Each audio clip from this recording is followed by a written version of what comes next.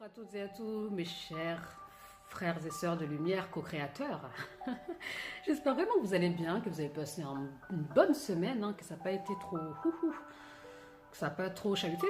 Alors, je vais faire une petite parenthèse rapido presto là par rapport au couple, hein, la semaine dernière là. Bon, écoutez, alors sachez qu'en ce moment en fait, hein, là ce qui se passe vraiment, c'est que tout ce qui ne vibre pas dans les fréquences de lumière là, ben voilà, on va vous les mettre un peu devant là, dans la face là pour que vous puissiez reprendre des décisions peut-être. Vous savez en fait, ce qui se passe, c'est que il y a des couples qui sont ensemble, donc là vous allez voir, enfin vous avez dû déjà constater dans votre entourage qu'il y a eu énormément de ruptures depuis, surtout cette année, de ruptures, énormément de décès, énormément de choses comme ça. Bon, faut pas en avoir peur de tout ça, hein. Vous savez, pour les couples surtout, il faut déjà comprendre que le couple en fait c'est une des meilleures façons pour faire des sauts quantiques et pour évoluer. Faut vraiment considérer que l'autre est à la fois votre disciple et à la fois votre guide. Voilà. Considérez que votre compagnon est à la fois votre disciple et à la fois votre guide parce que il sait. Parfois ils savent en fait. Je sais pas comment expliquer ça, mais enfin on en parlera de toute façon des couples. Hein, c'est évident, obligé. Voilà, c'est obligé. Mais encore une fois, enfin, ce que je vous propose, c'est vraiment de poser la question à votre intuition, à votre ange gardien. Remerciez-le, voilà, vous dites, écoutez, voilà, je te remercie mon ange gardien, je te remercie mon intuition de me permettre de voir mes sentiments véritables pour mon compagnon. Et pareil, hein, vous remerciez votre intuition, votre ange gardien, pour vous permettre de voir les sentiments véritables de votre compagnon à votre égard. Ok ? Et vous verrez, hein, tout de suite, vous allez avoir les réponses. Hein, la même journée, pouf, ça part pas de temps, ça. C'est rapide, ok? Donc, voilà, j'espère que ça rassurera un petit peu ceux qui vivent des moments où ça se bouscule. Hein. Mais, encore une fois, voilà, c'est... vous savez, comme je vous dis, quand vous décidez d'emprunter un chemin et que vous voulez vraiment vous aligner à ce qui vous êtes vraiment, vivre dans l'authenticité, l'univers va se plier en quatre pour... vous permettre de vous aligner à qui vous êtes. Hein. Donc voilà, faut lâcher prise. Hein. Et n'oubliez pas, on est 7 milliards sur Terre. Hein. Donc vous trouverez peut-être pas une personne comme votre compagnon là, mais mieux oui, pourquoi pas. Mieux oui, moins bien aussi. Hein. Mais bon, je vous souhaite toujours mieux, hein, ou qui correspond exactement à qui vous êtes. Hein, parce qu'au final, trouver quelqu'un c'est facile, mais qui correspond à qui vous êtes vous. Voilà, donc si ça commence un peu à capoter dans les couples, ben voilà, vérifiez vraiment quelle est votre notion d'amour à vous, quelle est votre notion de respect, comment voulez-vous être reconnu, être entendu par votre compagnon. C'est tout ça hein, qu'il faut voir. Hein. Et tellement important. Vous savez, ce qu'on reproche souvent à notre compagnon, on le porte. Hein. Alors là, franchement, c'est le miroir, quoi. Mais c'est le miroir, en fait. Donc, faut prendre beaucoup de distance. Voilà. Moi, je suis en couple hein, et je sais que le soir, je me fais en fait un écran là, et, enfin dans ma tête, et je révise un petit peu ma journée. En fait, voilà, je me permets de revoir ma journée. Bon, si par exemple, je sais pas, j'étais en embrouille avec monsieur, je me vois quoi. Et puis parfois, je suis mort de rire parce que enfin, on est drôle quand même en tant qu'être humain quand on s'énerve, surtout nous les femmes, c'est un délire. Voilà. Et puis après, je prends de la hauteur, puis je fais ah ouais, putain, j'avoue. Ouais.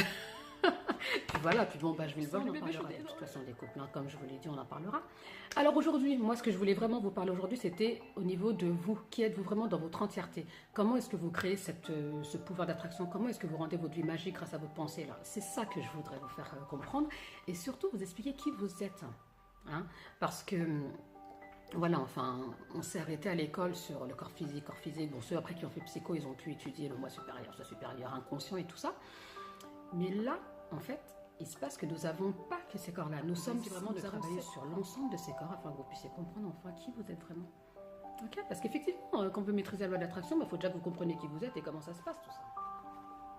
Alors, on va déjà démarrer avec le corps physique, le fameux corps physique, hein, qui nous rend un peu fou là, hein? Trop gros, trop petit, trop ci, trop ça. Bon, écoutez, hein, vous allez voir à la fin que vous n'êtes tellement pas que votre corps physique que... Alors, le corps physique, c'est ce qu'on appelle le corps des expériences, hein, qu'on ressent à travers nos 5 sens.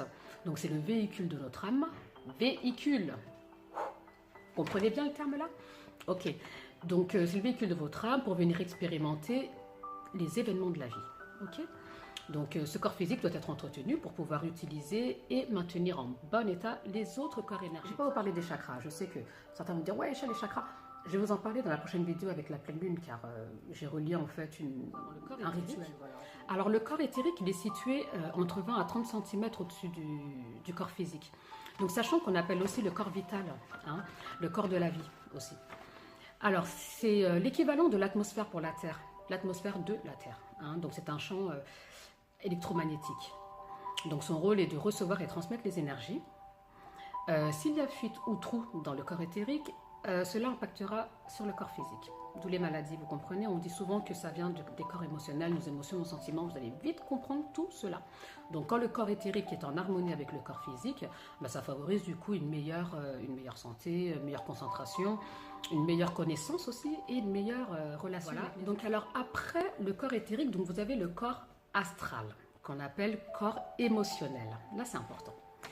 Alors le corps émotionnel ou le corps des émotions. Donc c'est le siège des émotions, de la passion et de la douleur. Okay, donc c'est la dimension des rêves aussi. C'est ici que se situe l'empathie, donc qui est la capacité de ressentir ce que l'autre sent. En vérité, vous ressentez le corps astral de l'autre quand on ressent de l'empathie. Mais le but de l'empathie, c'est d'atteindre la compassion en fait. La compassion en fait, c'est la capacité de créer un espace où l'autre peut exister sans que le corps éthérique et physique soient impactés. Parce que souvent, en fait, ceux qui sont empathiques, bah, en fait, on ressent, donc du coup, on est impacté par le mal de l'autre. Et le but, voilà, c'est de travailler sur ces corps afin de ne plus être impacté, mais vraiment de ressentir de la compassion. Okay, et la compassion, c'est dans les corps divins hein, qu'on ressent. C'est pas dans le corps astral. C'est l'intellect, c'est l'imaginaire, c'est les croyances, il est intrinsèquement lié à la personnalité. Il fonctionne comme un ordinateur, c'est un PC. Franchement, il enregistre tout. C'est là en fait que vous comprenez ensuite des déconditionnements mentaux et toutes ces histoires de MK Ultra. Voilà. ouais, non, mais là, c'est pas ça le sujet, mais bon, c'est important quand même, hein, comme ça vous comprenez un peu comment ça se passe. Donc, quand une nouvelle information arrive hein, au cerveau, bah, par le biais des 5 sens, le mental qui a déjà enregistré toutes les expériences passées, il va réagir automatiquement et rapidement.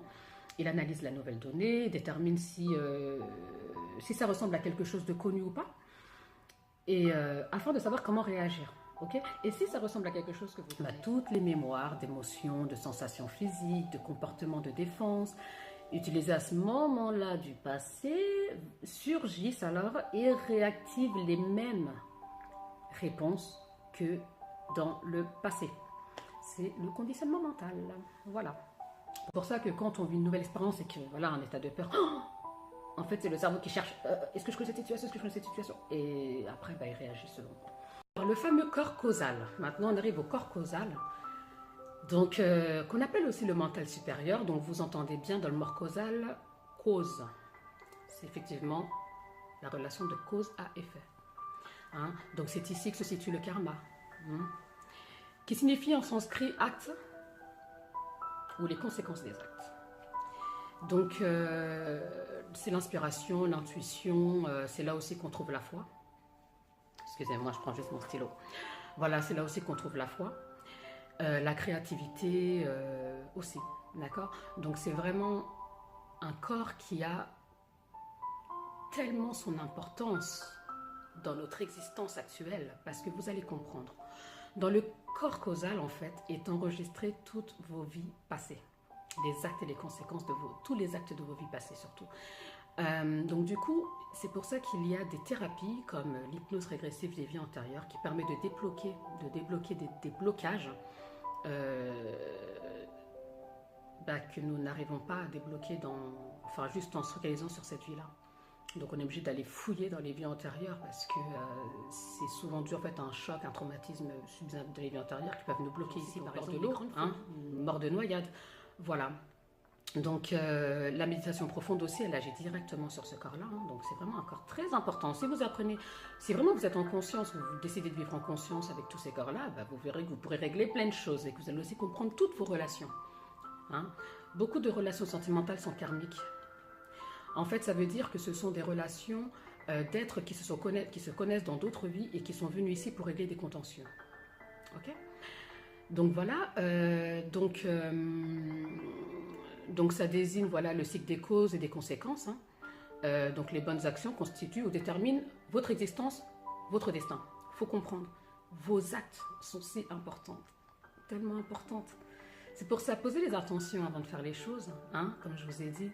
Demandez vraiment à ne pas faire de mal aux autres. Ça, c'est essentiel, hein, parce que bon. Après, voilà, on ne maîtrise pas, comme je vous ai dit, hein, ça se travaille. Encore une fois, ça se travaille. Alors, après le corps causal, donc vous avez le corps bouddhique. Donc, moi, tout à l'heure, je vous ai dit le moi supérieur. Donc, on appelle aussi le corps bouddhique ou corps christique ou moi supérieur. Voilà, à vous de voir. Selon les écoles, hein, donc c'est le corps de la connaissance. Très important. Donc c'est la partie divine de notre être, ok? Il permet l'illumination spirituelle, la connaissance de toutes choses et d'atteindre la conscience divine. Ce corps nous permet de rentrer en communication avec nos guides, les anges, donc toute la multidimensionnalité. Donc il est relié au chakra du troisième œil, hein, la vision. Donc voilà, pour le corps. Donc c'est aussi un corps céleste en fait, on appelle aussi le corps céleste. Voilà. Le corps bouddhique, donc christique ou moi supérieur, vous avez le corps vital divin. Bon, ça fait partie des corps divins, hein, comme l'autre aussi, mais en fait, on appelle aussi le corps atmique. Ok. Donc, le corps atmique, c'est le corps de lumière. Hein. Donc, il est le siège de la conscience cosmique. À ce stade, nous ne faisons qu'un avec l'univers et la conscience de Dieu. Donc, c'est l'illumination ultime. Ultime, c'est une expression qui nous indique que nous sommes divins et non pas que des êtres humains. Donc voilà, nous sommes totalement divins en vérité, mais nous l'ignorons puisque nous sommes incarnés dans une enveloppe corporelle physique. Hein, donc voilà, on a oublié, hein, mais le but justement de l'être humain, c'est de se rappeler ensuite d'être créateur. C'est pour ça que je vous dis, nous sommes tous des créateurs au final, d'accord? Bon. Alors maintenant qu'on a parlé des corps, hein, de tous ces corps en fait, donc encore une fois, observez bien ce que je vais vous dire là. On a la connaissance de ces corps-là, même dans notre culture occidentale, d'accord? On a cette connaissance parce que on apparente le cerveau au corps mental, le corps astral au cœur, le karma, on appelle le karma, le mental aussi à l'ego. Bon, au final, en fait, on sait que ça existe tout ça. Mais bon, moi, je vous dis en tout cas une chose, ce sont des corps à part entière, en fait. Ce sont des corps qui s'expriment. Donc, mes chers amis, nous sommes tous un petit peu schizophrènes. Vous comprenez que ces corps-là peuvent s'exprimer dans leur individualité. Hein. Ok? Donc, voilà. Parfois, c'est pour ça qu'on est un peu choqué quand il y a le corps mental qui va s'exprimer, il va peut-être dire un truc et puis c'est pas à vous, puis vous dites, ah, mais pourquoi j'ai dit ça? Mais c'est le corps mental. Et puis parfois vous allez peut-être avoir des moments de tristesse, oh, je suis pas bien. C'est le corps causal en fait, le corps astral pardon, qui est en train d'exprimer, on sait pas trop quoi. Donc voilà, c'est pour ça que c'est important de reconnaître ces corps-là et vous allez mieux pouvoir vous gérer, mieux pouvoir vous maîtriser. Hein, parce qu'au final, c'est toutes ces c'est surtout nos croyances, comme vous voyez bien. Hein, le corps mental, il a un rôle incroyable sur nous, en tant qu'être humain, parce que c'est là, en fait, que tout a été enregistré, donc il va réagir voilà, par rapport à ce qu'il connaît. Mais vous pouvez donc, du coup, maîtriser tout ça. Et sachez une chose, tellement important, c'est que le corps mental ne fait pas la distinction entre ce que vous vivez réellement et votre imaginaire. Donc, le pouvoir de l'attraction, c'est là en fait. Qu'est-ce qu'on essaye de faire? C'est on déprogramme le mental, bon voilà, mais en fait on va le reprogrammer avec que des choses positives, avec ce que vous voulez. Je suis riche, je suis belle, je suis beau, je suis beauté, je suis amour, je suis paix, je suis. Le corps mental, il va vraiment y croire en fait, il va vraiment l'enregistrer parce que vous allez vous imaginer avec vos sens. Il faut que vous sentez, vous voyez, c'est pour ça que je vous dis que le pouvoir de l'attraction fonctionne, mais que si vous avez cette capacité à ressentir dans votre corps physique les bienfaits que vous ressentez en pensant à qui vous êtes. D'accord? Donc, voilà, je suis boulangère, comme je vous ai dit la dernière fois, vous voyez derrière le comptoir en train de pétrir du pain et vous ressentez le plaisir que vous avez. Vous savez, vous devez sentir dans vos mains cette pâte et tout, et surtout une émotion. C'est l'émotion. Si vous sentez l'émotion et que vous sentez voilà, des petits picotements dans vos aisselles ou des choses comme ça, voilà, la chaleur et tout, c'est activé, ok? Mais après, il faut le faire répétitif, il faut le répéter afin que ça s'intègre et pour supprimer les anciens schémas, les anciennes programmations de je suis nul, je suis bête, je suis ci, bon, On supprime ça. Ok, donc voilà pour les corps.